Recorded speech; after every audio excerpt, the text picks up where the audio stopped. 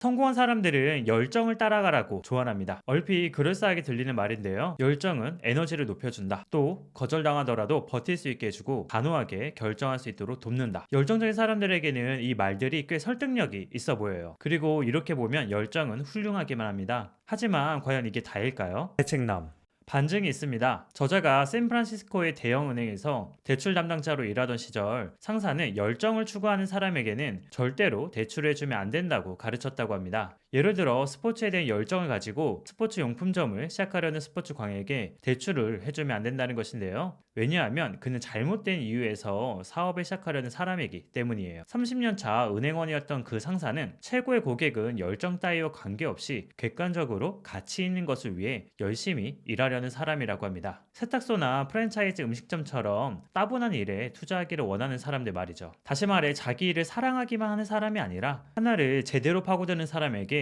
투자해야 한다고 말했다고 해요. 자, 그러면 여기서 짚고 넘어가 볼 수 있을 것 같아요. 열정은 과연 성공을 이끄는 유용한 도구일까요? 아니면 비합리적으로 만들 뿐일까요? 열정적인 사람들은 이룰 가능성이 희박한 목표를 추구하기 위해 큰 위험을 감수하는 경향이 있고 이들 가운데 간혹 대박을 터뜨리는 사람이 나오긴 하지만 대부분 실패합니다. 열정은 있었으되 실패한 대다수의 사람들은 우리에게 조언을 남길 기회가 없어요. 그러나 열정을 가지고 결국 성공한 소수의 사람들은 책과 인터뷰를 통해 성공 비결을 늘어놓습니다. 그들은 자기가 잘나서 성공했다는 이야기를 겸손하게 포장하고 나죠. 성공의 이유는 내가 보통 사람들보다 훨씬 똑똑하기 때문이에요 라고 말하기는 어려워요. 하지만 열정 때문에 성공했다고 말하는 것은 그럴싸합니다. 모두가 똑똑할 수는 없지만 모두가 열정적일 수는 있기 때문이에요. 그래서 열정 때문에 성공한 사람이 많은 것처럼 보입니다. 그리고 이런 이야기를 들은 사람은 자신도 그런 열정을 가질 수 있다고 느껴져요. 똑똑하지 않고 잘하는 것이 별로 없는 사람이라도 얼마든지 열정을 가질 수 있다.